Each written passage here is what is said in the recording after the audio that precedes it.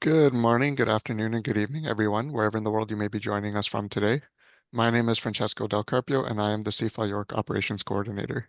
I would like to officially open the first session of the Student Nurses Voices Speaker Series, which is being presented in partnership with the Nightingale Initiative for Global Health and sponsored by the Integrative Nurse Coach Academy, the Global Academy of Holistic Nursing, and the Commonwealth Nurses and Midwives Foundation. I would like to begin today with a land acknowledgement. We acknowledge and recognize that many Indigenous nations have longstanding relationships with the territory upon which our campuses are located that precede the establishment of York University. The area is known as Tikaranto and has been caretaken by the Anishinaabe Nation, the Haudenosaunee Confederacy, and the Huron-Wendat. It is now home to many First Nation, Inuit, and Métis communities. We acknowledge the current treaty holders, the Mississaugas of the Credit First Nation. The territory is subject to the Dish with One Spoon Wampum Belt Covenant, an agreement to peaceably share and care for the Great Lakes region. As this is an online event and our participants are joining from various locations, I strongly encourage you to learn about the traditional land upon which you are located. With this, I welcome our moderators, our speakers, and our participants from around the world. Welcome to our webinar.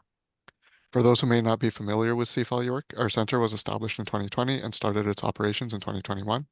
CFL York was created in collaboration between the United Nations Institute for Training and Research and York University with York Region to develop and deliver training and knowledge sharing as well as capacity building programs across 5 focus areas, which are disaster risk emergency management and humanitarian action, health development, environment and climate change, entrepreneurship, digital technology and economic development, equity, diversity and inclusion, and advancing the UN's Sustainable Development Goals. It is now my great pleasure to introduce our moderators, Dr. Diva Marie Beck and Dr. Maria Teresa Panizales, or Dr. Tess, from the Nightingale Initiative for Global Health. For the sake of time, their full bios and the bios of all of today's speakers will be posted in the chat. Dr. Beck and Dr. Panizales, thank you very much for moderating today's session and for all of your work in helping put this series together. The floor is yours.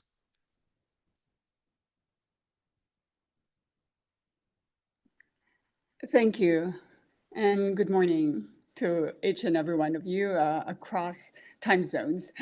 So, Dr. Beck and myself are just so excited to have everyone on this speaker series, which is the first of all the student nurses speaker series uh, coming forward, from 2024 to 2025. So, as we start, Francesco, can we put our video on while I narrate? Oh, sure. 1 second, let me just pull that up.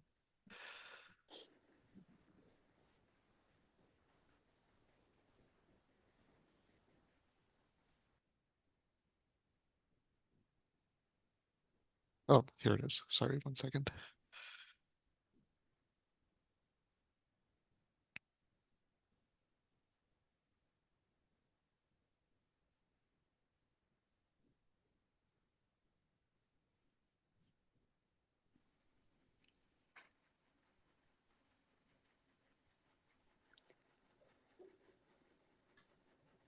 So the poem is dedicated to millions of nurses from the past, the present, the future, across the world.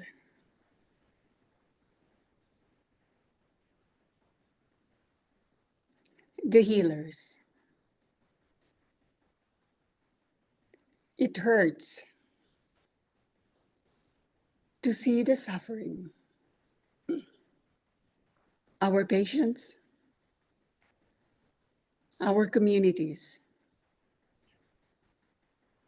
our world. To be a witness when care cannot be reached, where care cannot be given, where care is a high price to pay. To hold the hands when life slips, when the newborn drifts, when honor and values are robbed.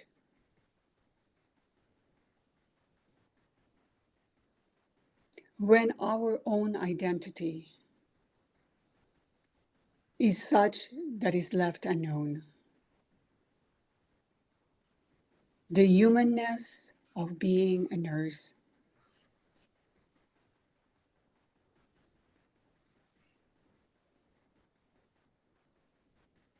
is more than what is visible.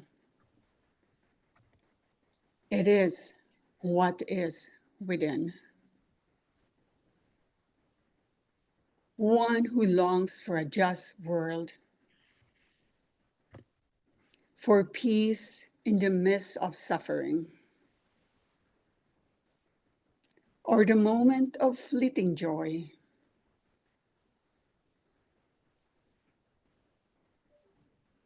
One who dares to fight, to hold hands with you, with everyone, as we too are your partners. We too are part of the circle. We too are healers.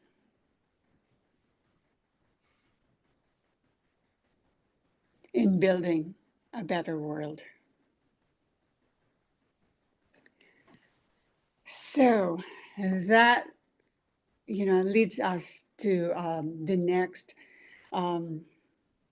series of our student nurses speakers series.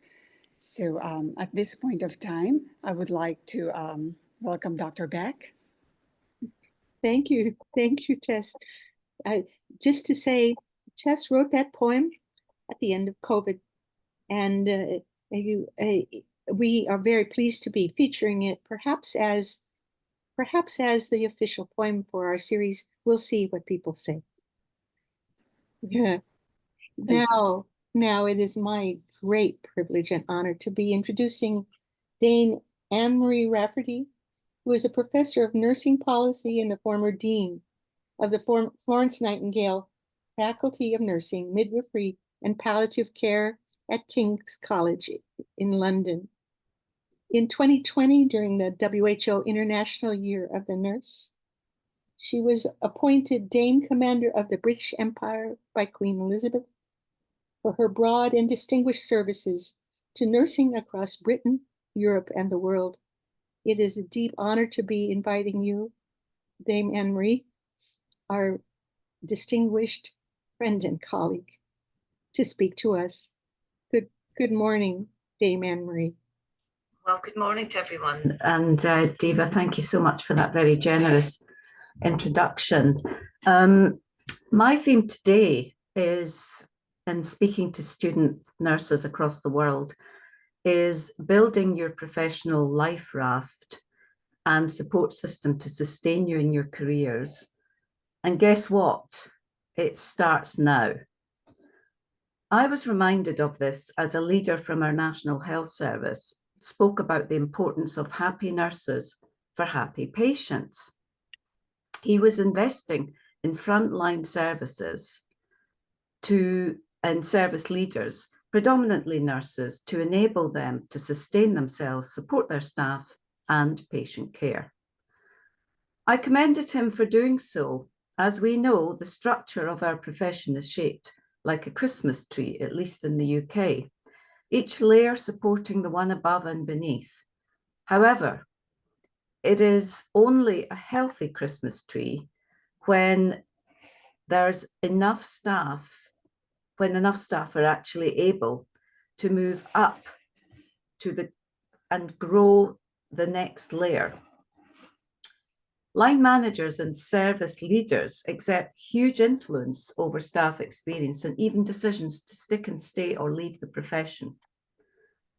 Now, you probably have some experience of variations in work environments already. And whilst we value the good, it is often the bad that sadly leaves us with the longer lasting impression. These bad experiences can have profound consequences for turnover in the workforce. And chances are you're going to experience the good and the bad, hopefully more of the former. But here's a few tips to help you build the support scaffolding we need for the profession. Perhaps I can illustrate this with my own experience.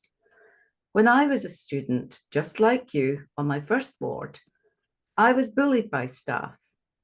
It was a very distressing experience, but I was lucky to have a wonderful tutor who helped me navigate the experience. This was in the 1970s, long before you were born, and at a time when university education was only available for a tiny minority of nurses.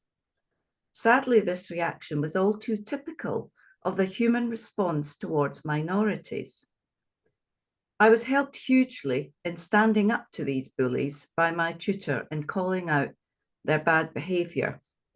And it took an enormous amount of energy, but I'm pleased to see it seemed to work. Nursing is a cosmopolitan community, as we can see in this webinar, made up of many different ethnic groups. Nurses are also highly mobile, and chances are you will move jobs, even countries, and perhaps become a member of one of those minority groups. Perhaps you are already. So better to prepare for the worst and hope for the best. Sustaining your career starts with your classmates, who will become your alumni peers in due course. Many schools have alumni groups, and these can be nourishing and useful networks, not only for friendship, but career development and support. Keeping in touch with your professors can also pay dividends. I just love it when our students reach out and contact me and tell me what they're doing, and it fills me with tremendous pride. And this is one of the biggest pleasures of academia, to see the next generation flourishing.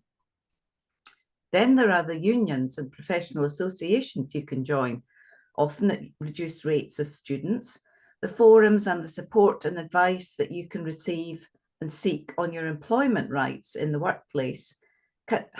And it can also help you hone your leadership skills as an activist. As president of the Royal College of Nursing, it was my former students who ran my campaign for election. As president, I relished contact with our student body and was super impressed by their energy and their dynamic leadership. Students are tremendous ambassadors for the profession. Now, let's face it, which senior politician or Secretary of State for Health can say no to nursing students? And I defy them to do so. Then there are the international networks such as NI, and brilliant work it is doing too. But there are also others. There's the ICN, Nursing Now Challenge, and I'm sure you'll tell me of many more. Dame Anne-Marie, I'm sure that it's nearly impossible to synthesize, given your experience. We need you to close soon, please. I am closing now. Oh, good. Thank you. So I hope you'll feel inspired to build your Robinson Crusoe life raft, not just individually, but collectively, so that we can keep our great profession not just afloat, but buoyant and able to navigate whatever choppy waters lie ahead. Thank you. Oh, thank you so much. Tess.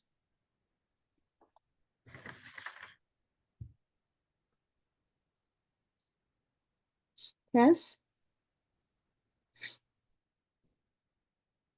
Oh, sorry, Tess, you're muted. Sorry, you're still muted. I think I keep There you go. muting myself and unmuting. Sorry about that. Thank you so much, Professor Rafferty. Yes, you know, I kind of like highlight the word political power and will, and we do have that. It is in our hands. It is in our voices. It relies upon us for nursing. So, the next presentation will be from Dr. Aranas. We are now starting with our country representatives from the Philippines, starting with our, Dr. Aranas, who is the PRO of ADPCN, which is an Association of Deans of Colleges of Nursing. Good morning, good afternoon, good evening. It is an honor and privilege to speak before you as a nurse educator from a developing country, the Philippines. Today, we come together to celebrate and amplify the combined voices of nursing leaders and students who are regarded as the rising heartbeat of our profession. The launching of this Student Nurses Voice Speaker Series unites us across the borders highlighting our collective journey as a nursing community. Nursing has long been a symbol of resilience, compassion, and healing. In moments of vulnerability, nurses stand as pillars of strength, advocates for patient care, and champions of public health. Yet, while we are recognized as trusted care providers, the depth and complexity of our role are often overlooked. We are not only caregivers at the bedside, we are educators, researchers, and leaders who navigate both the clinical and emotional realms of healthcare. Nurses are also community builders, health advocates, and global change agents, addressing the social, emotional, and psychological needs of individuals and societies. Today's gathering is actually a reminder that its voice in our profession, whether seasoned or new, matters immensely. We are privileged to be joined by distinguished nursing leaders like Dr. Beck and Dr. Maria Teresa Panizares, together with a line of esteemed speakers and selected students from different universities and colleges of nursing who represent the future of nursing. Each speaker brings a unique perspective, bridging the wisdom of experience with the fresh insights of the next generation. Together, we face profound challenges brought about by rapid advancement in healthcare technology that require a delicate balance of technical expertise and human element of deep empathy and compassion that define our profession. You are stepping into a world that demands both care and precision, a world where the human touch is irreplaceable even as technology advances. These are the challenges that will mold you, transforming you from students into professionals ready to make a difference. These challenges not only test our skills and resilience, but also inspire us to evolve, innovate, and lead. Through the narratives shared today, we are reminded of the essential, often unseen contributions of nurses. Let's listen to each other's stories with intention, engage with curiosity, and challenge ourselves to explore new perspectives. This webinar series offers an opportunity to ignite our passion, nurture our creativity, and build connections that extend beyond this virtual platform. Let us use this time to celebrate our profession's rich legacy, its challenges, and its triumphs. Thanks to our moderators and the technical team, we're assured of a seamless experience, one that reaches a global audience through recordings and live interactions. The inclusivity of this series underscores our commitment to the nursing profession that serves one and all. So let us dive into today's discussion.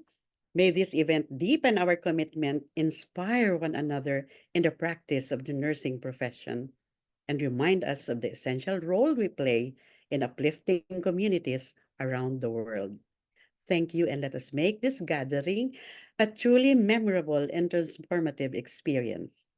I look forward to hearing its voice today, knowing that your stories and aspirations will be the foundation of the future of nursing. Together, let's build a profession that remains steadfast, compassionate, and united in purpose. Let us work together to elevate our profession, advocate for our rights, while delivering compassionate and holistic care to individuals, families, and communities. With this, I believe that we nurses can shape a healthier future for ourselves and for the generations to come. Thank you and have a good day. Thank you very much. And yes, I captured the word heartbeat of nursing profession. Truly, we stand to it. And I like that intentionality within us to change. So, Dr. Aranas, really grateful for having you. And, we're looking forward to more collaborations as we move forward into our student nurses speaker series, not just now, but in the near future.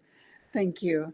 Our next speaker is from West Visayas State University, Dr. Rodolfo Guillergan, who is also the advisor, one of the advisor of the Student Nurses Association of the Philippines at West Visayas State University. Rodolfo? Good evening, everyone. I am honored and privileged to be part of this great gathering. Okay. I am 63 years old and I am connected with West Visayas State University College of Nursing. I am an associate professor in the academy and at the same time a clinical preceptor at the University Medical Center, following up nursing students at the emergency room. Before my stint to the college, I worked in the emergency room, Saudi Arabia, which is a government owned institution. From there, I got my experience and I shared it to my students. I love working in this fast-paced or rather pressure-filled place, just like the emergency room, because there is never a dull moment, and I love where the action is. I came back, I joined the academy because I want to impart whatever knowledge and experience I have in Saudi Arabia. Okay, let me talk about our college. Our college, which is West Visayas State University College of Nursing, is a state-run institution where screening is very rigid. We produce top notchers, board top notchers, having 100% percentile passing percentile. Currently, we are the #1 nursing school in the Philippines in terms of the nurse licensure examination. With this, we really have to shape the minds and the attitude, skills of our students in order to prepare them to the real world. Thank you, Tess. Thank you very much. And Dr. Guillergan, will you kindly introduce the panel of student nurses from your team? And so we can hear from Yes. Ladies and gentlemen, let me introduce to you the executive chairperson of Student Nurses Association of the Philippines, West Visayas State University College of Nursing chapter. We have Edwin Omitin.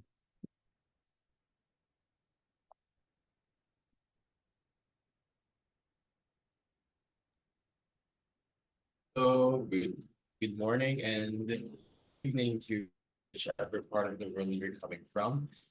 Let me tell you first, let me introduce myself. I am Edwin Omitan, and I'm a nursing student from the Philippines. And I'm honored to share with you a glimpse into the journey of Filipino nursing students, alongside with the impactful work of our organization, which is dedicated to community outreach. To set the stage, allow me to introduce our organization, which is the Student Nurses Association of the Philippines, WBSU chapter.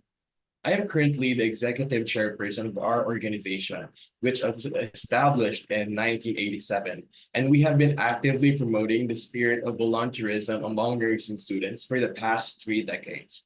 The organization focuses on community and extension services, and our service is not only confined within the four walls of the college, but extends to the farthest reaches of the province, and we believe that the true grassroots of nursing is within the community. Now, back to my country, the Philippines. I know that for sure all of you have known a Filipino nurse at least once in your life. And our nation is not only known for our nurses, but we are also known for our breathtaking natural beauty, our pristine beaches, our lush rainforests, our rich tapestry, and the vibrant culture and colors of our cities, which is incorporated in our traditions. But Behind this vibrant paradise lies the reality of a developing country where many still face challenges in accessing basic healthcare services. You know, healthcare in the Philippines is still evolving. And with our population spread across thousands of islands, because we're actually an archipelago, which has like 7,000 islands. And there are often barriers to reaching communities in need. And this lack of access, particularly in rural and underserved areas, presents a significant gap in healthcare. And for us as nursing students, this setting brings both challenges and opportunities, shaping our education and our drive to serve the undeserving. And in response to this need, our organization has taken an active role in community engagement. We don't just study nursing, we actually apply it by going directly to these said undeserving communities. And sometimes we travel hours just to reach families who might otherwise have limited or no access to healthcare. And our work involves conducting health education sessions, offering basic medical care, and promoting preventative measures. These efforts may seem small, but they have a meaningful impact on each community we visit. Next slide, please. And to continue, I think that the life of a Filipino nursing student is marked by a spirit of resilience and deep-seated commitment to our communities. We actually strive to make healthcare accessible to all, bringing compassion and care to those who need it most. And if there is an appropriate time for whatever it is that is happening, it would be now. Because if not now, then when? Because that is why reaching the communities is more important now more than ever. Because we have always believed in our organization and as students that the grassroots of Filipino nursing is within the community. Thank you. And please allow me to introduce the next speaker, which is our Executive Secretary, Ms. Angel. Good evening and good morning to each and everyone. This may sound ironic considering this webinar's title, but I would like to apologize first for my voice, for I have a bit of a cold. Once again, I am Angel Rala, the Executive Secretary of the Student Nurses Association of the Philippines, WBSC. The Student Nurses Association of the Philippines, WBSU chapter, is not only dedicated to serving the nursing studentry, but also the community through a variety of impactful activities. And I will tell the stories of our organization by providing an overview of the community-based activities we've organized and participated in. First, the coastal cleanup. The SNAP Zoo participated in a successful coastal cleanup drive project spearheaded by the Rotaract Club of Iloilo South as part of the celebration of the International Coastal Cleanup Day last September 21, 2024 at Villa Rebelo District, Iloilo City. This cleanup drive aimed for participants to actively contribute to the protection of the coastal environments and foster a deeper understanding of the importance of preserving the Philippine waters. Next would be our hand washing outreach activity. So on October 11, 2024, the organization celebrated Global Hand Washing Day by teaching proper hand washing techniques to the kindergarten pupils of Barangay Don Esteban Daycare Center, Lapid, the city.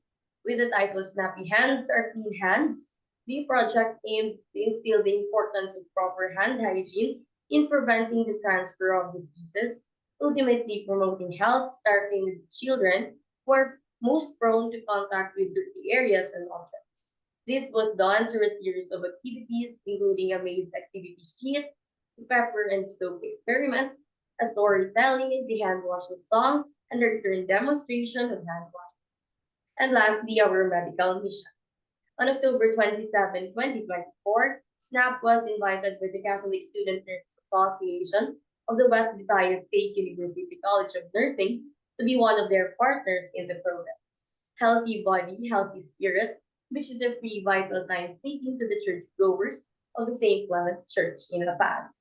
A booth was set up just within this church ground where the SNAP volunteers checked the vital signs of the attendees and provided health education regarding pneumonia before and after the scheduled matches. Moreover, last year on October 22, 2023, the organization teamed up with the Iloilo City Integrated Lions Club and Iloilo City Leo Club for a meaningful medical mission in Barangay San Vicente Haro through CBG taking and giving of educational materials regarding diabetes. Reverberating the core essence of volunteerism, these dedicated individuals embrace their roles as catalysts for positive change, leaving an indelible mark on the community's health landscape. So to conclude, these community-based activities showcase the organization's dedication to service, health, and sustainability as we continue to make a meaningful difference in the lives of others. Now let me introduce our next speaker, which should be Miss Hannah Martin Angelique Cardaño, our Director for External Affairs. Hi, everyone. Good morning, good afternoon, and good evening to everyone across the globe. Once again, I'm Hannah Martina Angeli F. Cardaño from West Visayas State University College of Nursing, and I am the Director for External Relations for the Student Nurses Association of the Philippines. And now I will be proceeding to present the school-based activities conducted by our organization. First, we have the Mental Health Ball. In celebration of the World Mental Health Week, our organization set up a freedom wall in the form of a tarpaulin in different colleges within the WVSU campus last October 7 to 8, 2024, with the theme Taga West Inside Out, How Are You Feeling Today?, where the idea came from the popular movie Inside Out. As part of our mission to achieve a spirit of unity among the Taga West students, this initiative aimed to promote artistic expression, foster emotional release, and build a supporting community among the members of the university. This activity actually served as an opportunity to spark conversations about mental health and reduce the stigma among the students. Next, we also conducted first aid activities. The Student Nurses Association of the Philippines organizes first aid activities across various events, providing essential healthcare support to ensure the safety and well-being of the participants.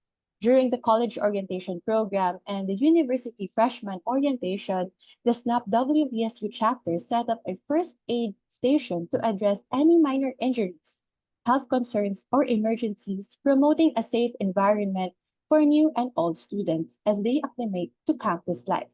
At the College of Nursing Acquaintance Party, SNAP volunteers were present to offer immediate medical assistance for any incidents or health issues, ensuring the safety of attendees in a social setting. During the Nursing Fund Days, which was recently concluded, SNAP provided first aid coverage for physical activities, games, or sports, monitoring for injuries or strains, and offering timely medical care. Across all events, the purpose of these first aid activities is to guarantee the safety of participants while giving nursing students practical, real-world experience in emergency care. And finally, we have the Pink Ribbon Day. On October 30, 2024, we wore pink with pride at WVSU through an exciting collaboration with the WVSU University Student Alliance to celebrate breast cancer awareness in the nursing building lobby. The space was filled with vibrant posters, engaging facts, and interactive resources, making learning about breast health both empowering and fun. At the booth, pink ribbons were actually distributed with students wearing them as symbols of support and unity in the fight against breast cancer. Ribbons were also spread throughout the campus as volunteers roamed the grounds sharing vital information about breast health. From ribbon giveaways to rallying together in our favorite shade, the event was an inspiring reminder that awareness is actually the key and early detection is very powerful. Pink wasn't just a color that day, it was our collective statement of strength, solidarity, and hope. Through these activities, members of the Student Nurses Association of the Philippines were able to spread awareness and foster the spirit of volunteerism both within and beyond the classroom. Despite the demanding workload of nursing school, these exceptional individuals seized every opportunity to make a difference in the lives of the community members. Thank you very much, Edwin. Hannah. I'm sorry, Yes, Dr. Tess. Guillergan. Okay. Thank you, Angel, and thank you, Hannah. Back to you, Tess. Okay, thank you very much for our West Visayas State University representatives, led by their co-advisor, Dr. Guillergan. Indeed, it was great to see all the work that you're doing and how that one contributes as well to public health related, also to our sustainable development goals from WHO. So moving forward, I would like to introduce Dr. Ramesh Venkatesa Perumal, who is the assistant professor of the School of Nursing from York University. Dr. Perumal? Thank you, Dr. Tess. Thank you for your kind introduction. Good morning, good afternoon, and good evening to all. It's a pleasure to be here and to bring greetings on behalf of York University, particularly the School of Nursing. Thank you, everyone, for being here and for inviting me to participate in this beautiful initiative. I want to thank Dr. Devamari Beck, International Co-Director of Nightingale Initiative of Global Health, Dr. Maria Teresa Penceles, New York UN NGO Representative, Nightingale Initiative for Global Health, Dr. Ali Asghari, Director CIFOL, and our friend Francisco Del Capio, CIFOL York Operations Coordinator, for organizing such a wonderful event. Thank you for all the distinguished panelists. My name is Ramesh. I'm an assistant professor at the School of Nursing, York University. I'm also the undergraduate program director for the direct entry program and the IEN program at the School of Nursing, York University. As we are speaking to the nursing students, dear nursing students across the globe, I wish to remind you that you are miniatures of our forerunner, Florence Nightingale, the lady with the lamp. As you carry the invisible lamp with you, please shine them around your patients, your communities, and countries so that everyone who is coming in contact with the members can see them clearly and understand their needs. As you advocate for your clients, remember that actions speak louder than words. I just want to read a small poem. I was homeless, and you preached to me the spiritual shelter of the love of God. I was lonely, and you left me alone to pray for me. You seem so holy, so close to God, but I'm still hungry and lonely and cold. Thank you again. I'm so glad to introduce nursing students from York University. The three chosen ones are the ambassadors of our student community. They serve as leaders in the Nursing Students Association of York University, and I'm thrilled to introduce Dr. Fatma Altawal, who I have had the privilege of teaching in 2 different programs. Fatma had consistently demonstrated resilience and dedication, and it is an honor to have her as our school's first guest speaker. Dr. Altawal holds a PhD in medical surgical nursing from Egypt and is currently advancing a career as an RN nursing student in the Internationally Educated Nurses Program at York University. Without further ado, please join me in welcoming Dr. Fatma Altawal. Thank you, Dr. Ramesh.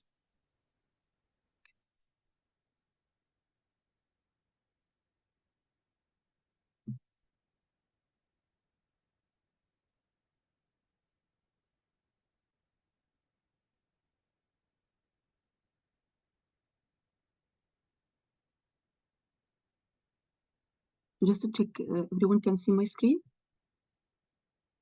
Oh, okay.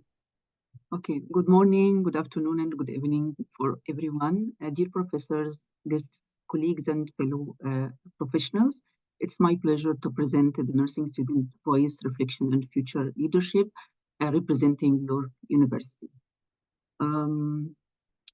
I will just start with the meaning and the purpose of nursing for me. So nursing is a blend of science, compassion, and advocacy. It means being patient advocate, an educator, and a change agent, all in one role. My practice emphasized delivering patient-centered care and continuing to healthcare innovation through evidence-based research and interdisciplinary collaboration. I have over 10 years working on nursing across teaching, training, and research in Egypt. And my passion for nursing has been a constant driving force despite the challenges I have encountered for pursuing my career in Canada. So I still remained motivated to complete my studies, earn my RN, and then to be recognized for my postgraduate work at York University. My goal to return back to be a nursing educator and continue contributing as a mentor and leader in the field. For the strength that I can see in the program, I can see that the program has a comprehensive curriculum. So the IEN program provides a strong foundation in Canadian healthcare practices, bridging the gap between international training and local expectations. Clinical exposure, diverse clinical placements over valuable hands-on experience in various healthcare settings, helping to build skills in patient care within the Canadian healthcare system. Also, culture competence. The program emphasizes cultural diversity, preparing internationally educated or trained nurses to adapt and to provide care in multicultural environments. I think the gap would be, from my perspective, is the limited recognition prior experience, but I think it could be fixed with maybe enhanced recognition of experience, develop maybe a pathway to better recognition of the internationally educated nurses, perhaps through advanced placement option or accelerated programs. One of the question I would just, it was interesting for me, the self-reflection process if I'm supporting a colleague with burnout. So I'm just thinking about the creating a safe space for open dialogue. Sometimes just being there for a colleague and offering empathy can be a great first step. And I'm a big fan of the self-care. So promote the importance of self-care, time off, maybe lighter workload where possible to allow them to recharge. So just love yourself and give yourself some time for self-care. Moving forward about the biggest challenge I can see in healthcare, the nursing shortage in Canada, I think it's a critical issue with estimates indicating a shortage of approximately 60,000 registered nurses nationwide. It's a significant issue, especially after COVID, with leaving the healthcare system struggling to meet patient demands while supporting the well-being of the nurses. Sorry, Dr. Eltowell, I don't see your slides moving. I'm not sure if you're, we're still seeing the first slide. I'm not sure if you're meant to be moving them.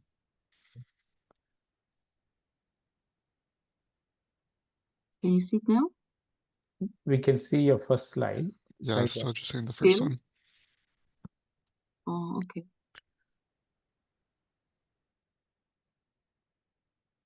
Should I be? Are you using two monitors? Maybe you're sharing. Just one. Can you see it now? We can see your slide, Fatma, but it hasn't proceeded, but I suggest that your slide is illustrating you and you carry on with what you were saying in Yeah, sorry, that's interest okay. of time. Exactly, yeah. Okay. Sorry about that.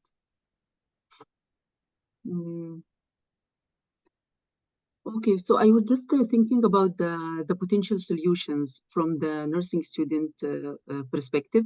It could be advocacy for mental health support, encouraging the integration of innovation and technology in health and healthcare, and the leadership development among nursing students. So recently, I had a chance to have a change initiative assignment, a group assignment for the leadership course. And my group was thinking about, have initiated a change project for raise awareness about the stem cell donation and build a community of York University students with the young students, because usually the donation will be from 17 to 35 years old. So we started with creating an Instagram page. And then we realized that maybe the event in the campus will be more significant to raise the awareness.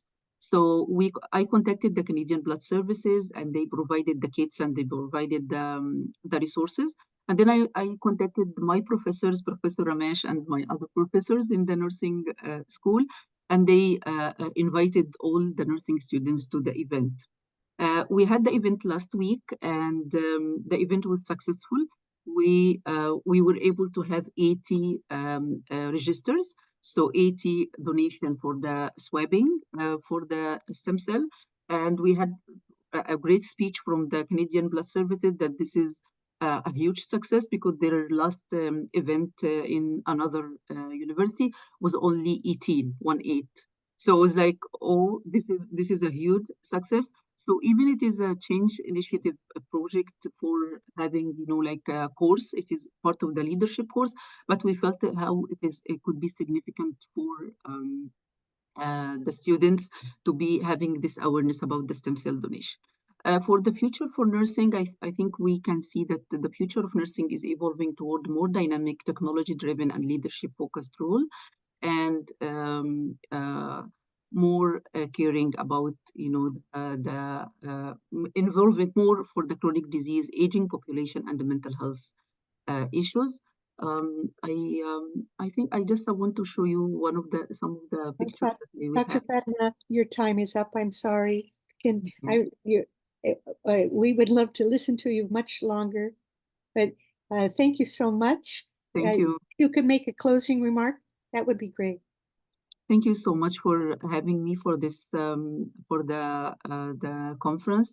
It has been a pleasure, and I think the future for the nursing students is significantly huge with this kind of conferences. Thank you. Thank you, Dr. Fatma as well. And that project was a great success. And I've seen a lot of people coming in and knowing about stem cell transfusion or stem cell therapy. Thank you. Our next speaker is Jessa Assess, a second-year direct entry nursing student at York University, with a remarkable passion for leadership and advancing the field of nursing. Jessa currently holds several key roles, including serving as Vice President of the York First Aid Team, where she actively promotes public health awareness and education on campus, benefiting both health and non-health majors. She also contributes as the social media coordinator for the Pan-Asian Nurse Alliance and the Nursing Student Association at York, as well as event director for the Canadian Black Nurse Alliance at York University, where she works to connect the York nursing community and address challenges faced by underrepresented groups in healthcare. Jessa is thrilled to contribute to the Student Nurses Voices Speaker Series, where she looks forward to engaging in meaningful dialogue to enhance the public image and global voice of nursing. Please welcome Jessa. Thank you so much, Dr. Ramesh, for introducing me. So good morning, good afternoon, and good evening to everyone being here today. And I would like to express my utmost gratitude to being a panelist for everyone here. And I am an esteemed representative of York University today. And as Dr. Ramesh has lovely put it, I am a part of the executive team for numerous student organizations at YorkU, and I will be mostly speaking about my experience while answering these reflection questions, starting off with the meaning and purpose of my nursing practices. So to me, the meaning and purpose of my nursing practice truly revolves around creating a positive impact on individuals, families, and even the communities.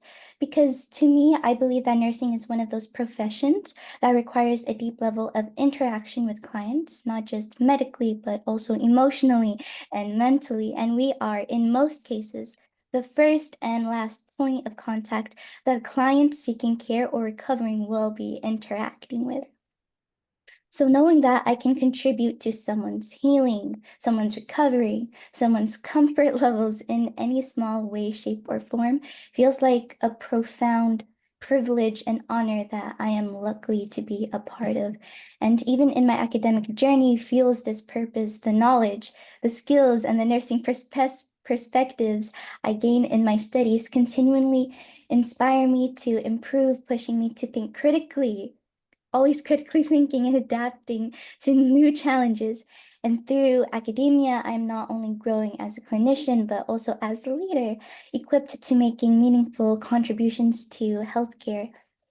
A combination of hands-on practice and academic learning gives me the invaluable motivation to really, truly keep going and evolving and for the benefit of those that I serve.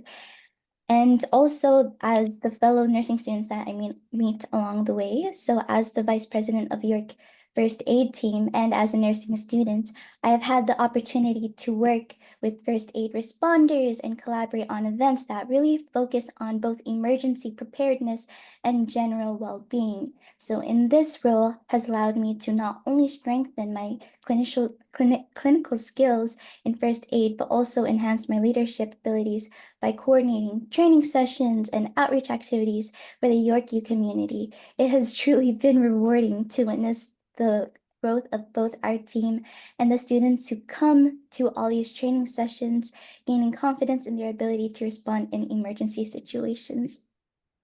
So these hands-on experience in first aid has also deepened my understanding of the importance of being prepared, calm, and even compassionate during critical moments. And I know Professor Ramesh here is also a nurse in the ICU, so he probably also knows how important it is to stay calm and prepared in those situations, especially in nursing practices. So this is a reminder that our work as healthcare providers isn't just about theory, but it's also about being ready to act when it is needed and ensuring that safety, number one, safety for our patients and comfort for those that we serve.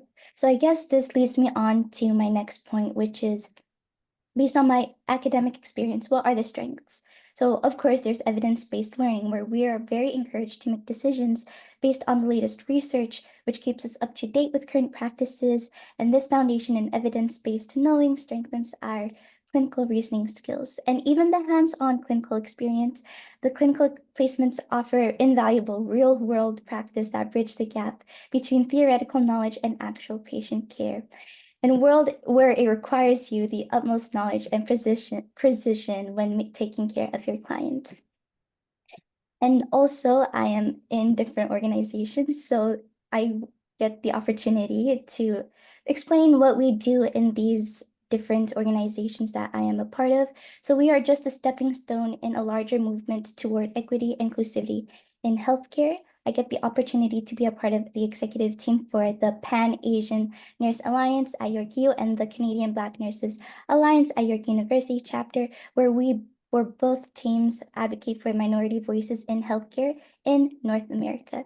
So in CBNA, we highlight Black excellence in healthcare and create spaces for open discussion, such as in our Skin Roundtable discussions, and also a recent Breast Cancer Awareness Month tabling on one of our campuses, which were more focused on the Black women and how much they are more likely to develop.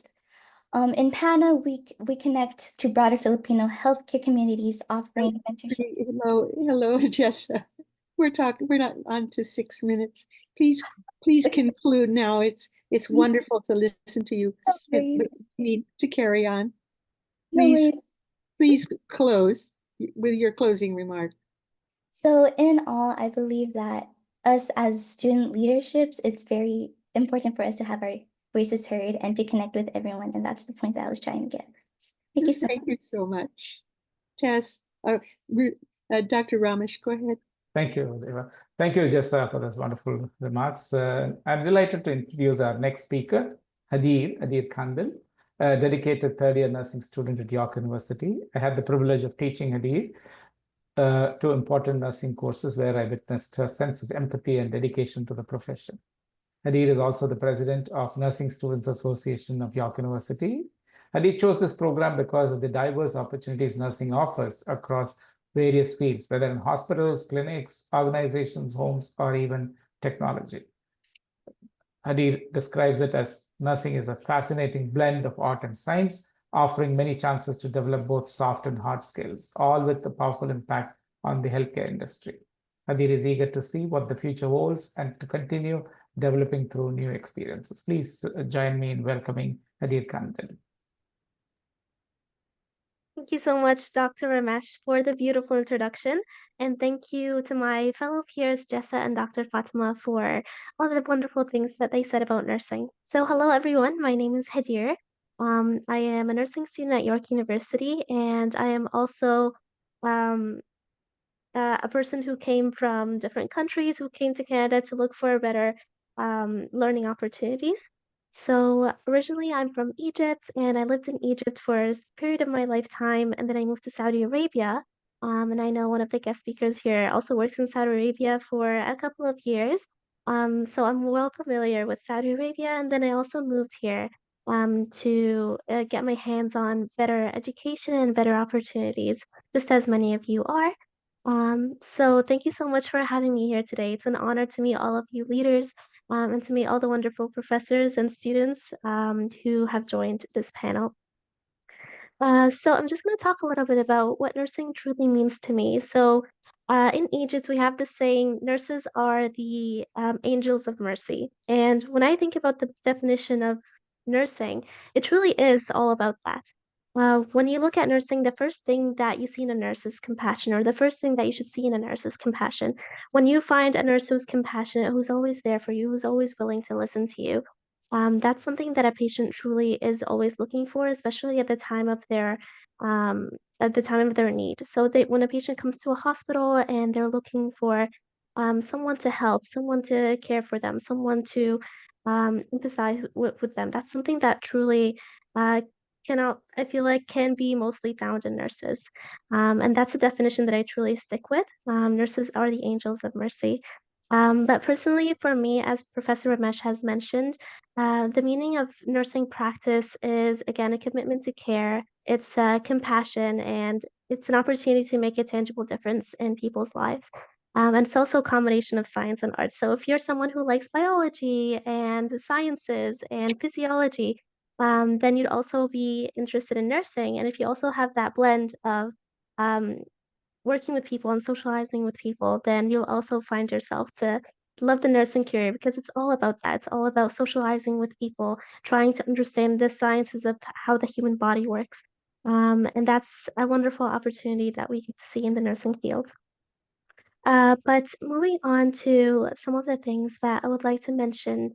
So I am a nursing student at York University in my third year, and I see a lot of things that I love about my program, including evidence-based curriculum. So whenever we're practicing in the nursing field, we tend to see that for everything that we do, for every treatment that we provide for the patient, there's always evidence-based theories and practices behind it. So there's always a reasoning behind why we do things.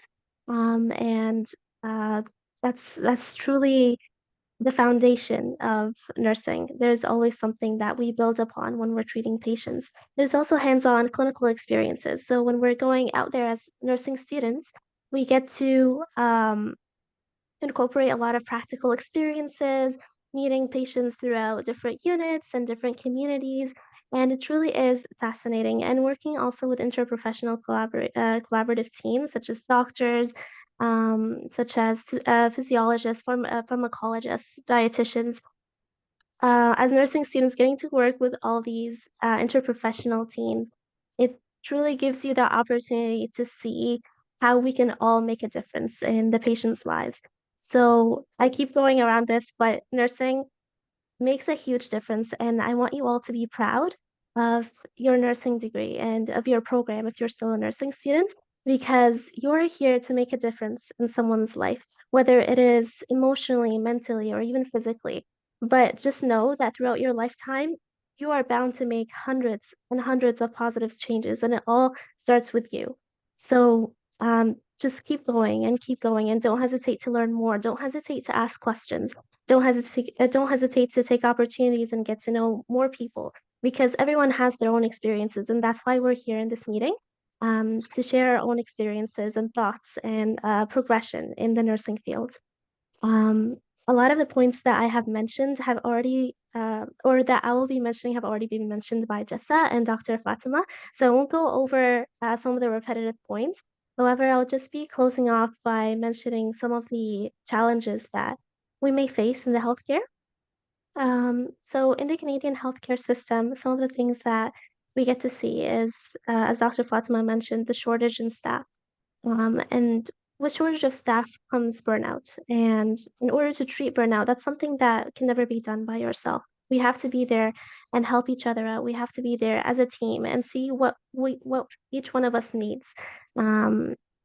So while we are made and trained to focus on patient care and wellness, we also have to keep in mind that we are here to support one another, and we're here to encourage one another to keep going, and to make a difference, whether it's in our own lives or in the patient's lives or in the healthcare system in general.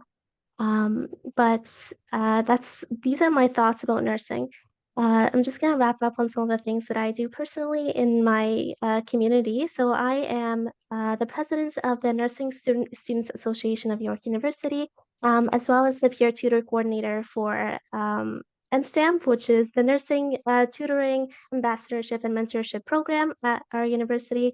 And through these two clubs, we do provide a lot of services for the students, including social events, including BLS training sessions and CPR sessions, including talking with professors and networking opportunities, and a lot of fun events that we have planned. And getting to see all the other clubs that are happening around the world, especially in the Philippines, has personally inspired me so far as a panelist. So it's been an amazing journey. And there's always more to learn, and I'm excited to keep going as a nursing student, as a future nurse, who is always looking for the opportunity to make a difference in someone's life. So be proud of your degree, be proud of who you are, and just keep going. And I would like to end it here. So thank you so much, everyone.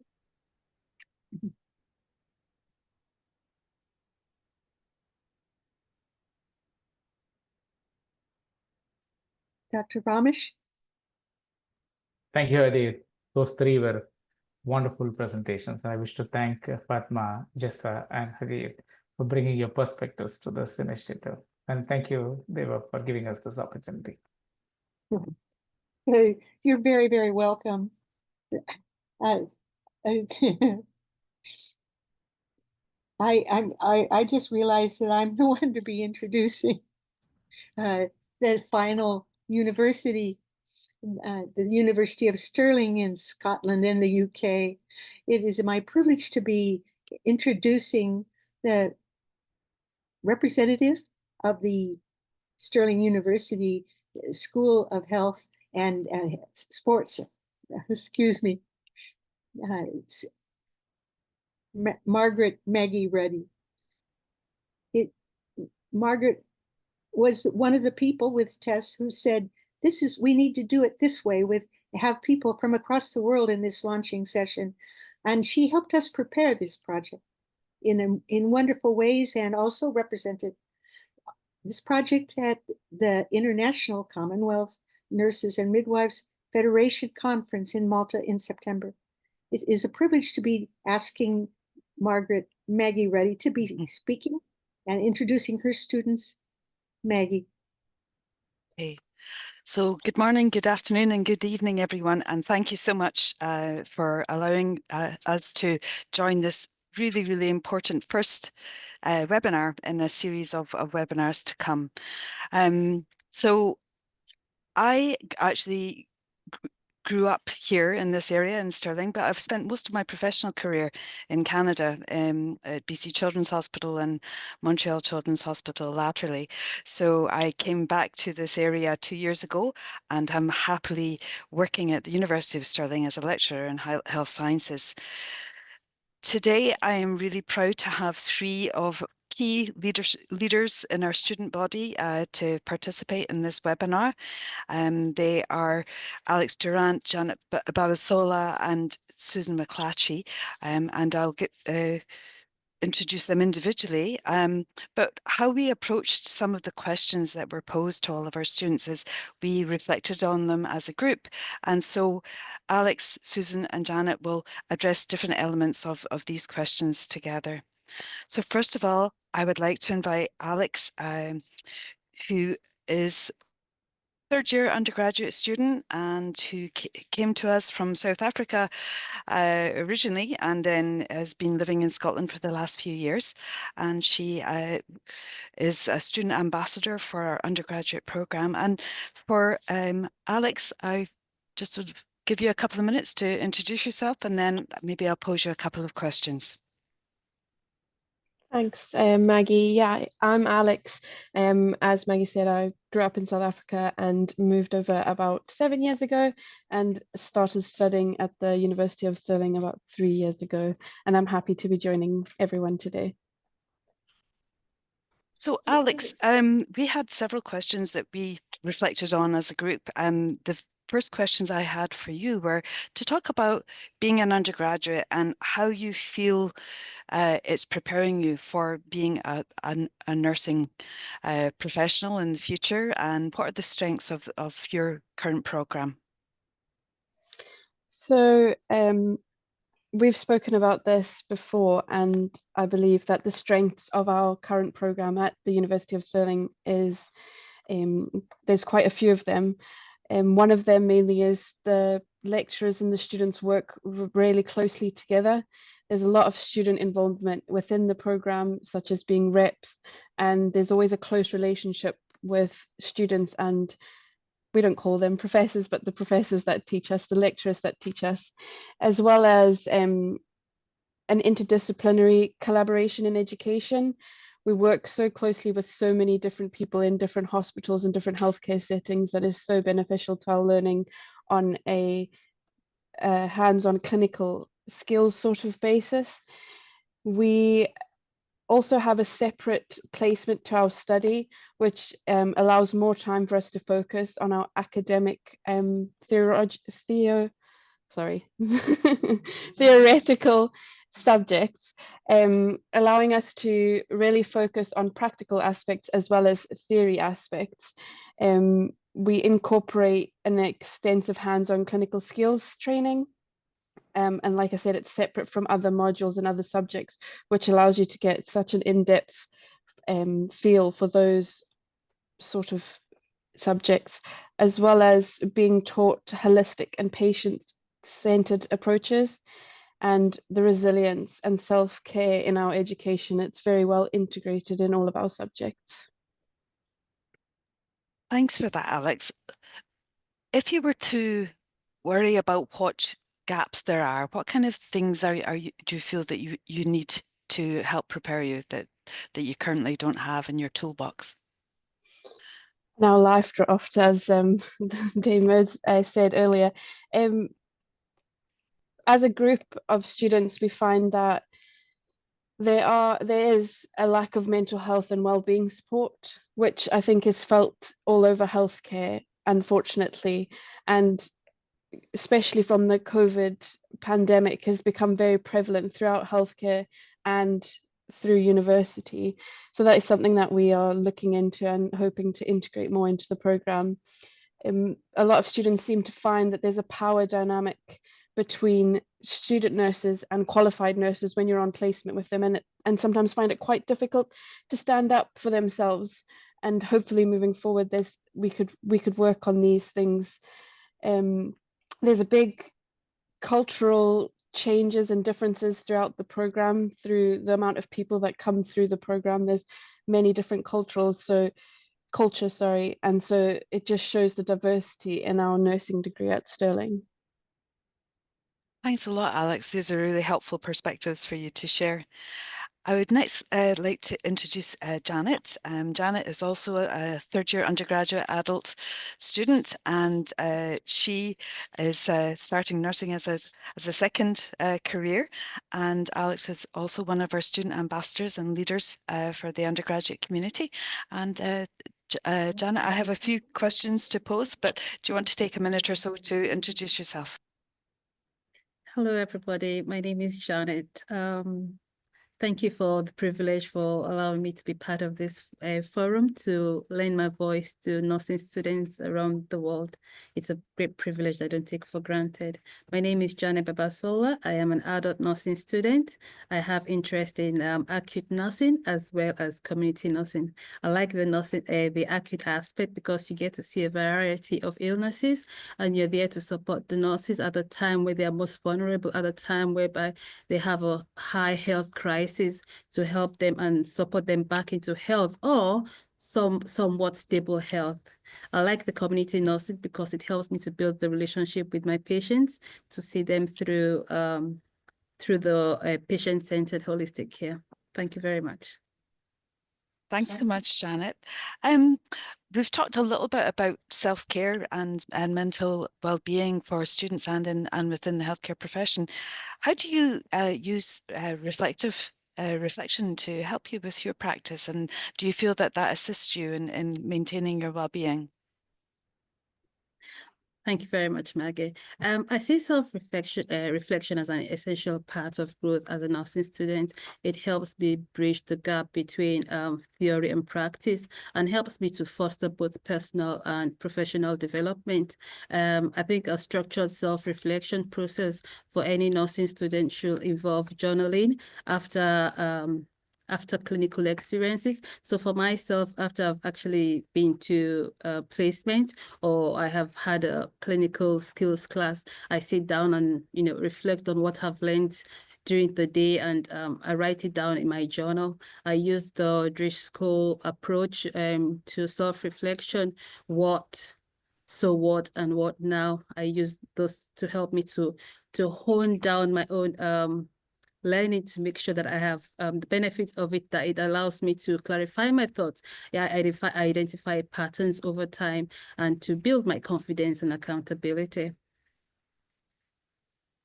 Thanks, Janet. On the theme of well-being, how do you find the students support each other to prevent burnout and to support each other during tough times? Thank you, Maggie. Supporting a colleague who is experiencing burnout, I think, requires three main skills, which is empathy, active listening, and practical assistance. I think recognizing first the signs of burnout is very essential. You see them being fatigued, being irritable, and reduced performance or disengagement. My approach is to take them into a private place, just to allow them to speak and say what challenges they're going through. So I think active listening is very important without judgment. I'm not offering a solution, a quick solution. I'm not saying this is the solution quickly. Allow them to speak, express themselves, validate their emotions by listening and acknowledging their challenge. Then I encourage them for self-care. Self-care is really important because it's very easy to be burnt out as a nurse. What are your self-care strategies outside of work? What do you enjoy doing? Spend time doing that. Take a break. And also, I think another practical aspect is not just helping them emotionally, but also physically. Can I help you with your workload? Is there anything that I can do to support you right now? And another aspect is also encouraging them professionally. Are you able to seek help somewhere? Can you speak to somebody who will help you to carry this burden as well? I feel like for burnout recovery, it does take time, and the consistent support is what is required. Thank you very much for listening. Thanks, Janet, for sharing your thoughts there. And the third student I would like to introduce is Susan McClatchy. Susan is also a student leader, is an ambassador, and is a faculty officer here for the undergraduate program. Susan, would you like to introduce yourself? Thanks, Maggie. Hi, everybody. My name's Susan. I have a background in outdoor education and personal development. So my interest in nursing kind of fed from that, and working with people in remote and sort of hard to reach areas. And I'm hoping that I can combine that experience with my nursing education and move forward to support people in areas where healthcare is perhaps not as accessible as it needs to be. And I've also got quite a keen interest in moving into teaching and development of future student nurses once I have got a bit more experience under my belt. Thanks so much. So we had a couple of other questions that we looked at as a group, and what I would like to ask you, Susan, is what do you see the biggest challenge for healthcare is going forward right now? Thanks, Maggie. I think that the biggest challenges have been reflected with other people from the other countries, and it's the same here. I'm sad to say that a lot of our challenges in healthcare come from staff shortage and burnout. There's a lot of time lost, I believe, to give truly person-centered care and holistic care because the staff working in healthcare have got so much on their plate and so much to deal with, which means that we can't provide the service that the NHS is set out to provide, and that's really unfortunate.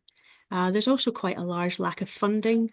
During COVID, you know, nurses were the greatest thing on the planet, and we got a lot of support and a lot of publicity. And since that time, I think the expectations of nurses have stayed high, but the support and funding and resources to continue to be working at that level have dissipated. And it is a challenge, and you can see it every day out when we're on placement, and also with our peers who are working in healthcare alongside studying. You can see the challenges of and frustration of not being able to provide the healthcare that we pride ourselves in being able to do. And I think through that, there's also an unrealistic expectation from service users on what should be provided to them and what they should be getting delivered. So there definitely needs to be a change in education towards the public on where they can get the support they need, how they can get the support they need, and this sort of time frame around care for them. Thanks a lot, Susan.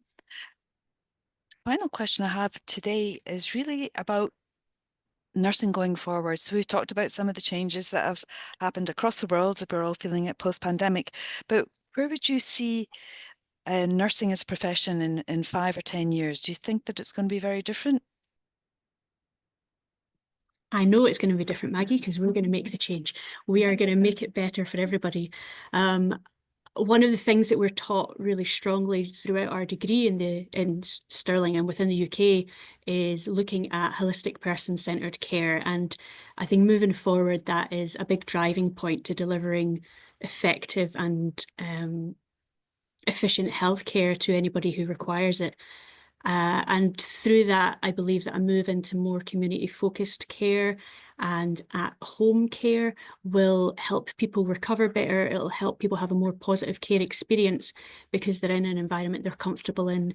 They're in a place where they can relax and recover. And it also will save some money and some time because it will reduce the amount of requirement for hospital stays in the long term. I think that there will also be a bigger commitment to diversity and equality and inclusion within healthcare professionals, encouraging more international students to come and study in the UK, and also educating British students on how to engage with different cultures that come through our doors in healthcare, because there's such a varied culture of people within the UK as a whole. And sometimes I think that's a little bit blindsided by trying to get a job done. So a bit more education on the worldly pictures as well as the local pictures, and also an integration of technology and AI, in telehealth and improving global health initiatives to educate current working professionals and educate the future, because technology is taking over. We can't deny it, so we need to use it to our advantage. And also just taking on opportunities like this and encouraging students to educate themselves in a bigger field, work internationally, get involved in initiatives that will sort of spread their knowledge beyond what they're taught in class, and give them opportunities to take their knowledge and take it around the world, take it to different areas of the UK, but also invite people into their space to come and share the experiences that we have here. Because in the UK, we're very fortunate that we have a great health system within the NHS. We can support a lot of people with that health system. So I feel very strongly that we need to make sure as many people can benefit from that in terms of working there and receiving care within the NHS in the UK. Thanks so much, Susan. I would like to thank Alex, Susan and Janet for their contributions today, and to Nye for allowing us to share our thoughts and reflections. It's always a privilege and it's always an inspiration to be working with the undergraduate students here in Stirling. Thank you. Wow, what a wonderful set of 9 nursing students from across the world and sharing it. Now, because we kept to time, we have some extra time, and I'm suggesting, Tess, if we could proceed with some interactions, and as Maggie has actually envisioned for our project, for this project, that we actually have students talk with each other a little bit, if that's possible. I see, Hannah, it's very late, but you are still with us. And it would be wonderful if you would have do you have any questions for the other students in the other class, in the other universities? I know this is asking you something to do impromptu, but you're still with us. Do you have any questions for any of the other students? Hannah? Hi everyone. Good evening from here in the Philippines. I think I'd like to ask something about how do you balance your I know that some of you here are actually members of the organization like me, like with the Student Nurses Association of the Philippines. How do you balance the demanding workload of nursing school with those activities, with those organization related activities rather? That's a great question. Who would like to answer? Jess, I see you there. Unmute, please. So that is such a great question, Hannah. And I believe I am a part of too many student organizations here at York University. But one thing that I like to do to just keep on top of everything is to have my little calendar with me and noting down any important dates such as upcoming midterms, upcoming events that me and my fellow colleagues are planning on hosting for nursing students, and even non-nursing students because we open the events to anyone and everyone who is welcomed. So with that being said, I do still slot in times for myself because mental health is such a big thing, and I feel like it's something that a lot of people don't really know or like overlook upon. So truly having time for yourself and even having time to study. And I know that being a nurse, it's it's a lot. It's a lot of studying. It's a lot of interacting with students, not even your students, but also the patients that you're taking care of, the clients that you're seeing on a day-to-day basis. So really, truly having time for yourself to clear your mind and stepping back and just seeing your overall like achievements is such a great way to see progress because I know it's so easy to get lost in academia and of it all. So having that step back and seeing where you started from square one and up till now, because even that's such a huge achievement. And I know everyone here today with us has been a nursing student from year one in some way or another, whether it was years ago or even now. Yeah, it has been a journey, and as Hadir has perfectly put it, be proud of your nursing degrees, be proud of the nursing journey that you have went through to get your degree, and never stop caring for others and never stop caring for yourself is what I'm trying to say. So thank you. Thank you, Jessa. Edwin, I see that you're still with us as well, even though it's very late in the Philippines. If you could be prepared to be answering a question instead of asking one. Let me see. Hadir, you have some thoughts about questions. Hadir, are you there? Yes, Dr. Dave. I'm still Oh, here. just a second, Edwin, just a second. Let's see if Dr. Hadir has a question for us. Yes, I'm here. So first of all, thank you so much for managing this whole workshop. It's been amazing to meet all the wonderful leaders and students from all over the world. It's been amazing. I just wanted to kind of ask, where did you get your inspiration from to kind of facilitate this wonderful session and to invite all of us to this wonderful workshop? Because it's been truly, truly beneficial, and I just want to see where these sources of ideas are coming from. So Yeah, thank you, Hadir. Yeah, that question is for me, and I'm happy to answer it. But Edwin is waiting to be answering the question, so perhaps Edwin, you could be personalizing the Hadir's question to you and how did you come to be involved in nursing and also in your leadership? And be sure now, Edwin, to give us your face as well as your voice. Edwin. Hi. Thank you so much for that question. The funny thing is, I'm actually a fourth generation nurse. You know, there used to be a trend here in the Philippines where you're actually forced to somehow study nursing when you're actually undecided about your college course. My great grandmother was a nurse. My grandmother was also a nurse, and my mother's also a nurse. And now I'm the fourth generation nurse of our family. And hopefully someday I could continue that tradition of becoming a nurse through my children. However, what really inspired me, because I think I'm not necessarily allowed to say that having nursing skills could be genetic, but I think that because I experienced nursing care myself from my family, it really inspired me to become a nurse myself.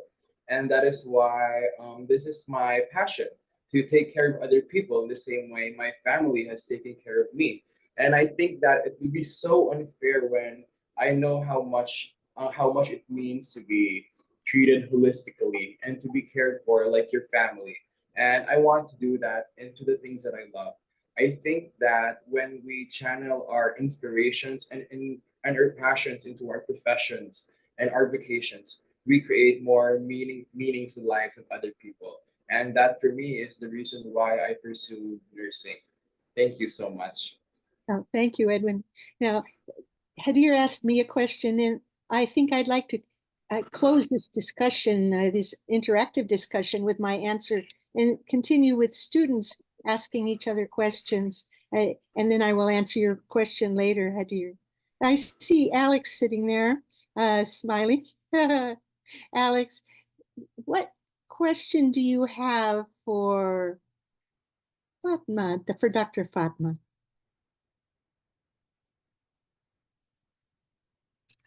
Dr. Fatma, you're with us, right? Please give us your face and unmute you. Alex, can you speak to ask Dr. Fatma a question, please?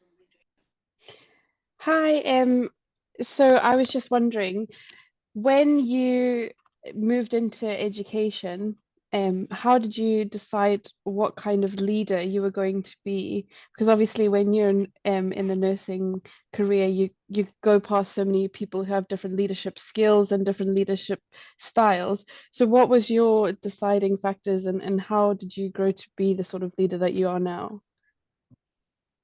Thank you so much for this question, Alexandra. So I started nursing in Egypt, and it was a great journey for me. My specialty was medical surgical nursing. So at the beginning in Egypt, you should be like having, more hands-on before you are working as a teacher. So it has been like maybe 3-4 years, and I'm working in the hospital. And then I decided that I like teaching. So the teaching is more than like it's a passion, right? So I was just starting with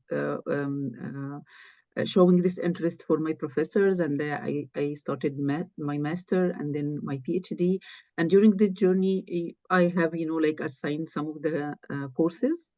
I liked health assessment so much, like digging into the body system and how giving these skills for the nursing students.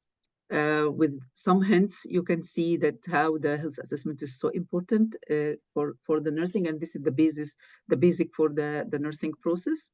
I liked pharmacology so much. At the beginning, it was kind of difficult even pronouncing some of the medications in Egypt, because the first language, my native language is Arabic, so it was so difficult. But I was just practicing myself pronouncing the medications, and so pharmacology, health assessment, and of course medical surgical nursing.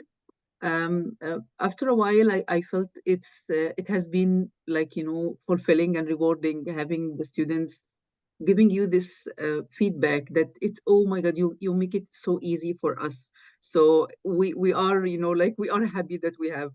And I remember one of the semesters, I have some students and they were struggling with the pharmacology, and I was like, and I feel they even more struggling because different language. Maybe we have nursing in Egypt in English, so it was just so difficult for them. So I was just suggesting, okay, maybe I can change some of the grades to be a project. So everyone go and find one or two of medications and dig more, read more about it and pronounce it so correctly. And then I feel they made it like it's raised all their grades that they are, practicing. And then when they have their clinical experience in the hospital, they were searching for this medication, a specific medication, if this is already prescribed for their patients. So yeah, it has been a journey. And then when I came to Canada, I'm now a student again, which is interesting, right? So I'm a student, but I'm almost finishing my RN. Next semester will be the last semester, and like looking forward to return back to be a teacher. And sometimes even with my colleagues in the IEN program, sometimes they reach out and it's like, Fatma, can you explain to us? This is like, okay, this is a good opportunity. Come and we can, like make a study group. And so really, at the beginning, I was kind of frustrating with the situation. I had a lot of support from New York University, especially Dr. Ramesh. I felt like, maybe I should be enjoying the journey rather than, to be frustrated.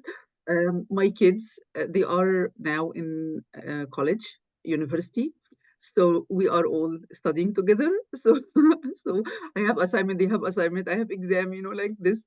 And I think this is I can see like even it made my relationship with my kids like more closer, because I can see what they are going through. And they sometimes like joking, Mama, you are still a student. This is enough, Mama, to be a student. So I'm not sure if I'm answering your question, but this is how I can see that it's a learning like journey, and just so close to be graduated and finish. And even all the placement that I had in during the course, oh my God, it make a huge difference for me to understand the different culture, uh, have hands-on different documentation system, maybe different, legal practices that should be considered for me to be more comfortable providing nursing care to patients. And later on teaching nursing student, I feel now more confident rather than when I came starting from, like having all the experience before, but now I can feel how it make a difference for me, Alexandra. Well, Dr. Fatma, thank you so much. I'm glad we had the time to learn more about you. And you are an example, as all of us on this webinar are examples of people who are assuring the future of nursing worldwide. It's so now we have a couple more question dynamics that we can do. Angel, are you still with us? I see your name. Are you still available to speak with your voice and your face? Oh, good. So now, Angel, Janet hasn't done this interaction yet.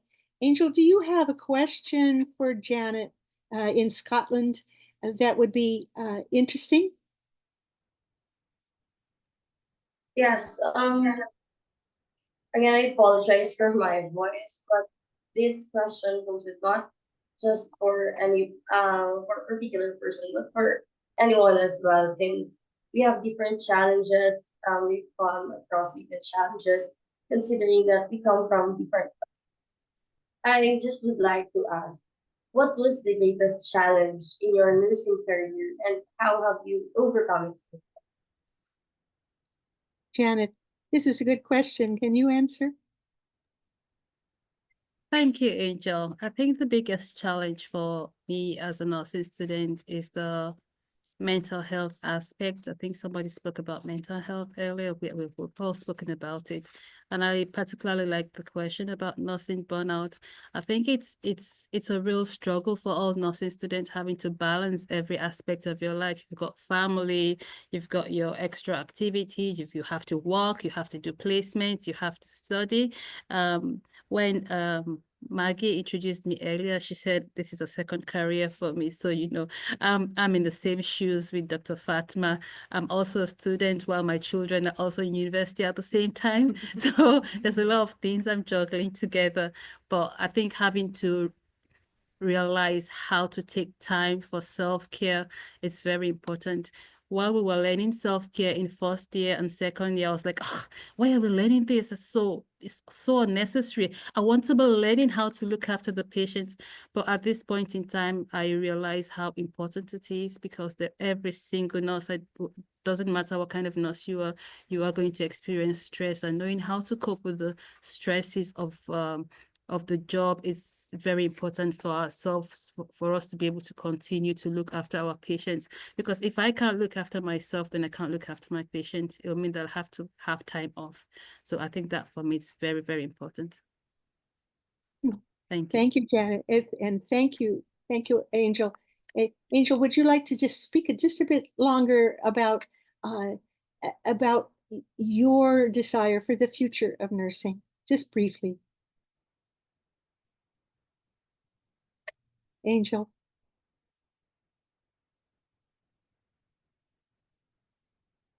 Are you there, Angel?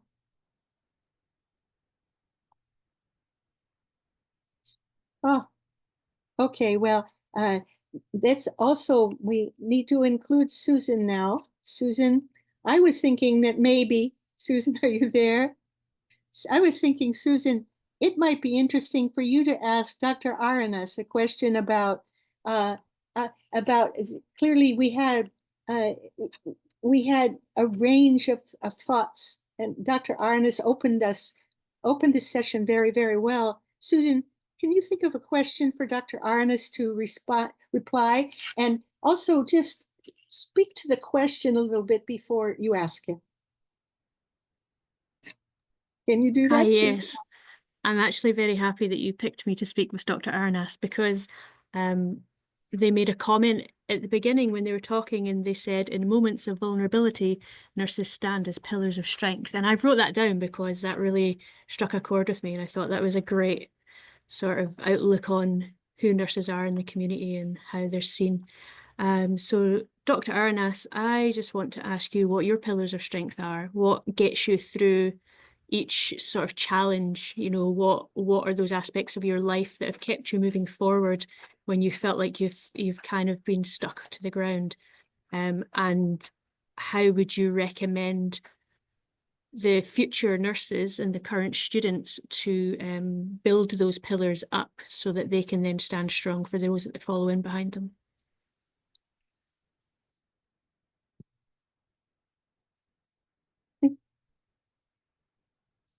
Dr. Aranas, are you with us? And unmute yourself, please. So I think that's the last question, just to share my thoughts regarding your question, how I develop.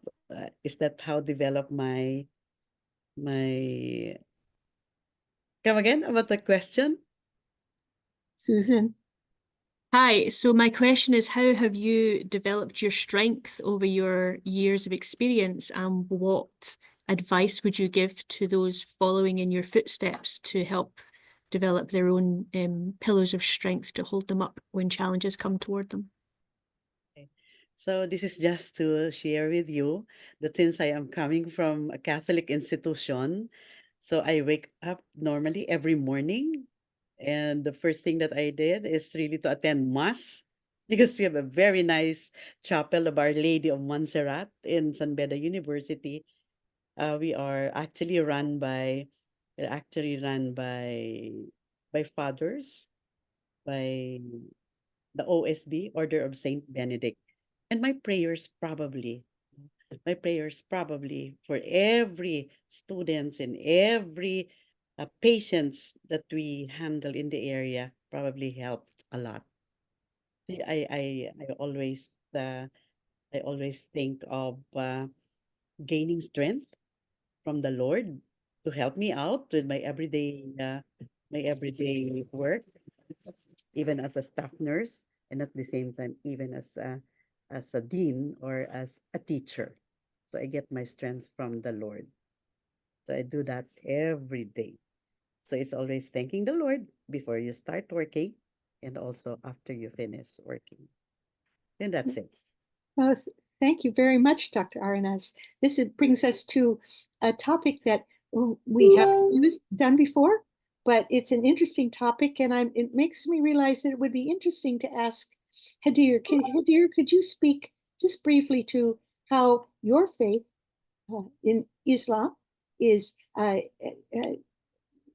woven into your life and your work with to become a nurse? Hadir, can you speak to that?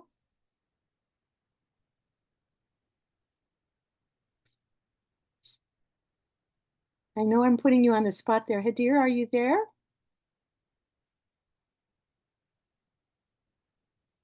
Can you unmute? Maybe not. Maybe she's not with us yet anymore. So Fatma, Dr. Fatma, could you speak to this very briefly about how Islam supports your work? Can you speak to that or no? Dr. Fatma? Yes, Dr. Beck, yeah. So Islam emphasize usually the value of, compassion and service, right? And the pursuit of knowledge. So this is, I think, the first one verse that Prophet Muhammad received from the God, from Allah. It is to have knowledge, right? So for supporting me, it's usually about the knowledge that I have the knowledge, which is, the science of nursing. So knowledge, and it is usually having this compassion, which is rahmah, compassion and mercy that Hadir was talking about, and be in service to the patients and the others. Usually we have also the community. So the community building is one of the strengths that I can see. So when I came to Canada, I came without any family here in Canada or any friends. But just, you can go to have your prayer. And the professor was telling about how the prayer is so important in our lives. So you can go to the mosque to do your prayer, and you have community. So just and they will be introducing all of the community in the mosque to you with their children, and then you have a community that's supporting you and your kids. So I think it helped me as a support system from Islam to have this community support for a newcomer to Canada, and at the same time usually give me this spiritual support in difficult times. If you sometimes I feel like maybe need support from above my abilities. It's not my ability that I can do it. So this is spiritual support, give this strength, so I can move forward. With my prayer, I can move forward, and I can continue my career, and having other responsibilities. My kids, I have a family, working now, studying. So yeah, so this is, I think, my perspective about Islam and how it gives me support, Doctor. Well, thank you, Dr. Fatma. This opportunity to speak to various faiths and to express that diversity is an unexpected opportunity in this session, and I'm very pleased that this has come up for us. Now, Margaret, Maggie, you and Tess envisioned this session.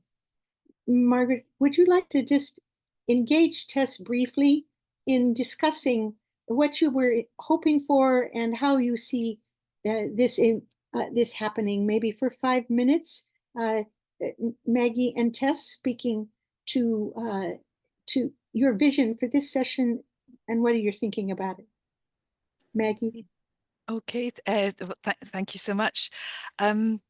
So Tess and we started talking probably over a year ago. Is that right, Tess? But yeah, easily. And we both had a similar idea, but we didn't really know how we would action it. And Tess, what I would say we had was this idea is that we need to find a way to connect student nurses because they're the future. And I think we knew a dialogue and a conversation would be helpful and would help to build the nursing community, particularly within the NI vision. But that's kind of where it was started. I don't know if you wanted to add to that, Tess.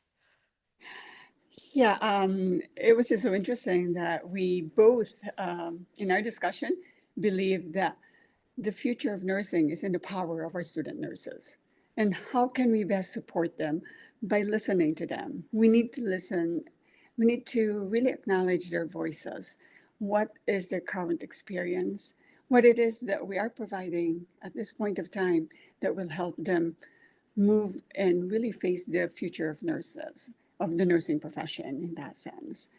So it was a great, Maggie and I had a great meeting, trying to catch up with each other, and really trying to create our mental model of what this, what this session would be. And we really want to create a platform, not just now, but in the future through the Nightingale Initiative for Global Health, that we will have nurses from across the world, or internationally, shall we say, that they'll be able to communicate and really provide support for each other. Right, Maggie? Yeah, I think it's to have a platform where people can have discussions or even just see. Sometimes there is comfort and consolation in realizing, oh, this isn't just an issue for us where we are. This is global, and other people have other solutions. And I think it's the idea to have that. I thought it was really interesting that Dame Rafferty talked about this sort of quite intense culture that she was in many years ago as a student nurse, where students, there's a hierarchical difference between people in practice and students. And I think that's a common theme that is worth exploring as well. But I think the other theme that Tess and I talked a lot about was this idea about maintaining well-being and this, putting your own oxygen mask on first, as it were, and that students really need to be given the tools to do that. And I think that's, I don't know if you had another perspective on the well-being piece, Tess. Well, truly, I was writing things while, the discussion was ongoing, putting notes on my pad here, and definitely mental health did resonate across the board internationally. Though we may have also experienced that when we were once students. And so I think, on the advent of time, this has remained to be a stepchild in how we're going to deal with it. And we cannot leave it that way. When do we start? Dame Rafferty did mention, it is now that we have to help our students. And in what way can we do that? By being there for them, looking at our academic endeavors. We are progressing in technology and all those things, but what about the self? What about the support that we give to them? Thank you, Tess and Maggie. That's lovely to be understanding how all of this began. Very much appreciated. Now, I guess we have about 5 more minutes. Perhaps we could invite somebody in the audience to type something into the chat, and we'll have a couple people do that. If we can, we'll answer those questions. And so please be thinking about what your questions might be in the chat. And then I will, while that's happening, I will answer Hadir's question. How was it that I came up with this, the development of this project and the development of the Nightingale Initiative, the development of a speaker series for nurses?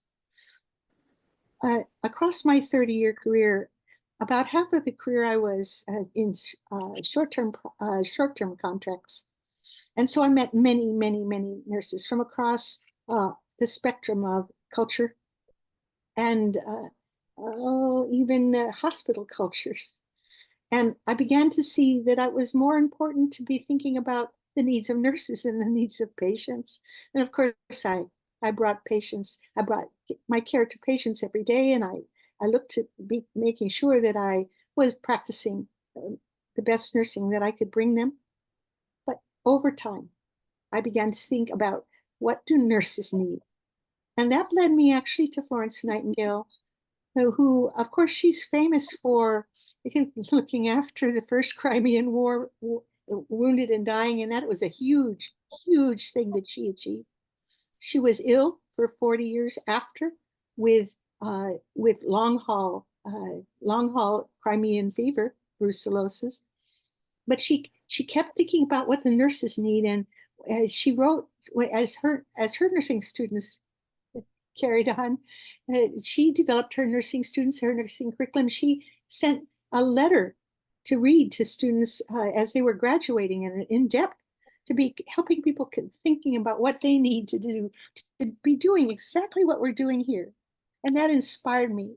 Plus, Nightingale also said, in her last essay, she said to the nurses who were reading her essay that we must form public opinion. She said, you must form public opinion. And that's nurses' voices have not been heard as much as we could really think of it. Think of just these 9 nurses, student nurses, and the thousands, millions of students who could be speaking into the world and sharing what we know and sharing what we envisioned for nursing and for humanity. I get chills with that, and I'm wondering how we can be doing that. That's what we're exploring and will be interested in, and many people bringing their share, sharing those ideas. Francesco, are there any questions in the chat? I don't see any questions coming in yet. Okay. Yeah, just people thanking the speakers. I see. Okay. Excuse me, Go ahead. Francesco, I saw something on the Q&A. A question from Felix Oricoya asking, how are you as students able to deal with lazy nursing officer and lazy student nurse? So I think that's a good question to all, although I probably want to redirect the word lazy. Is it because the lack of, of the impetus to be happy as a nurse? Is there a lack of motivation? And is there any other perspective about that from the rest of our students, especially as this is being asked? Who would like to speak to that?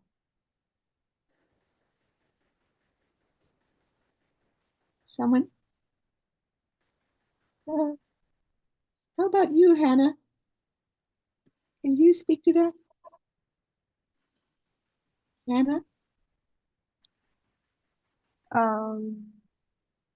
With regards to dealing with those lazy nursing officer or a lazy student nurse, I think it's important to think or to talk with them whether what would be the root cause of their laziness. Maybe they don't like a certain activity, or maybe they want to do something interesting. So I think it's better to talk with them first and finding out the root cause of their laziness.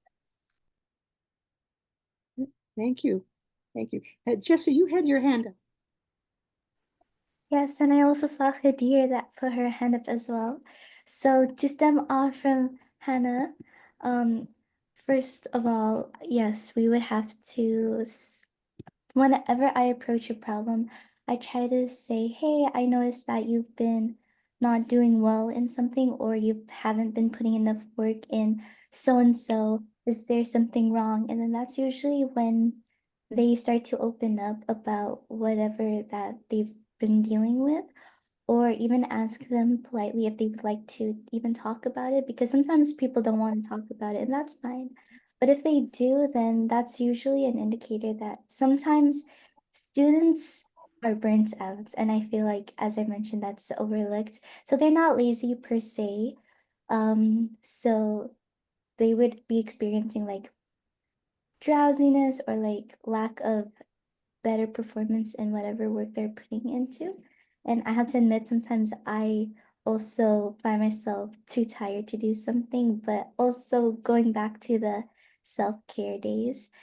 But I have to admit, there are sometimes, there are rare times where I run into students who do not seem that they are that passionate in their work for nursing and the career as a whole. And so I would just slightly push them into a leadership position, such as the ones that I am in. And sometimes getting that boost or motivation from someone else in the same like academic field that you're in truly helps motivate them to do better and truly helps them realize to say, oh, nursing is so much more than just knowing the anatomy and physiology and pharmacology of the drugs and everything else. So I think that's also a reason why we as nursing student leaders play a big, huge role in nursing to motivate and boost other people and to support one another in that area.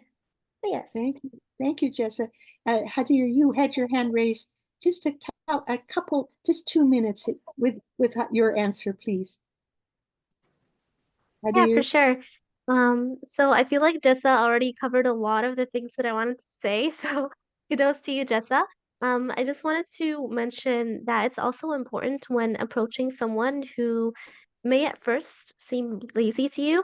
It's important to kind of change your perspective around how you see that person in front of you. Because sometimes, while we may see it as a form of laziness, it could be something that's much bigger and much broader.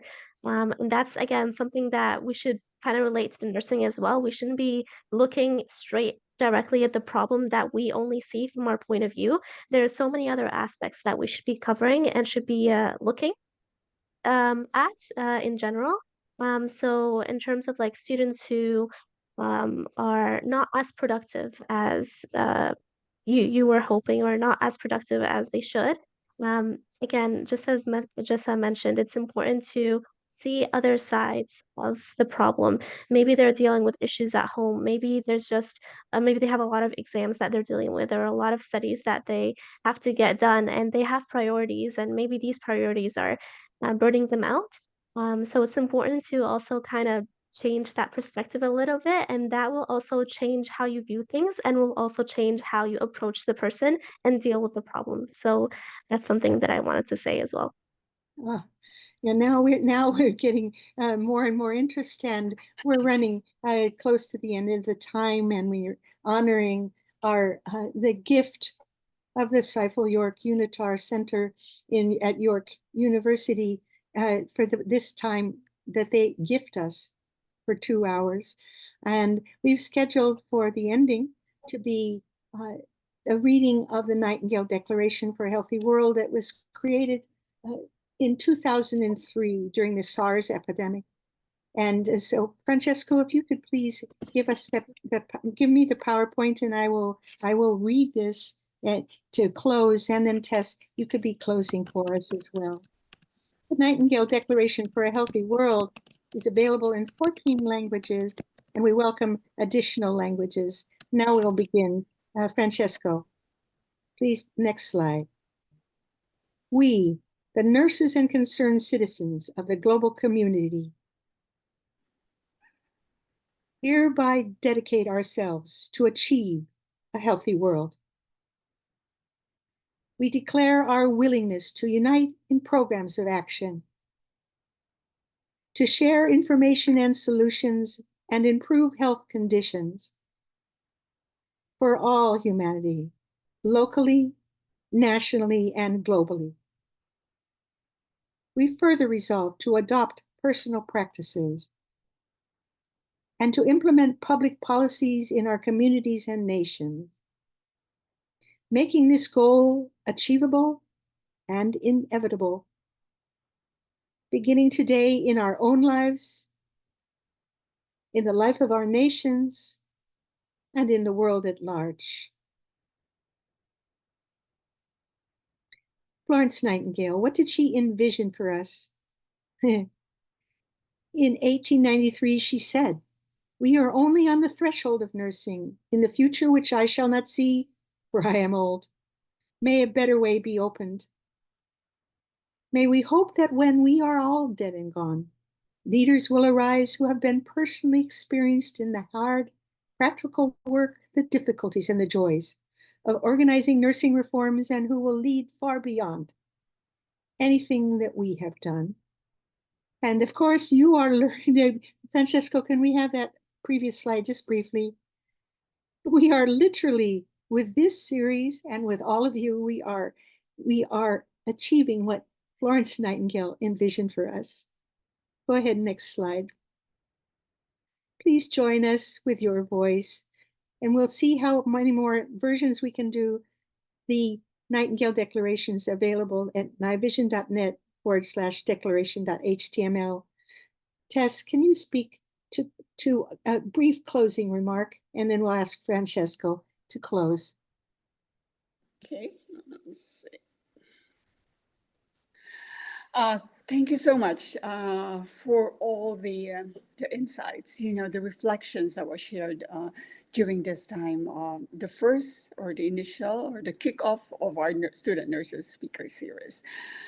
Definitely, as I did mention earlier on, the common theme of mental health, it was really out there, and it also makes us think about how do we face these challenges and being able to support ourselves, like sourcing, that support from within through reflection, which a lot of you are doing, journaling, faith comes into play as well.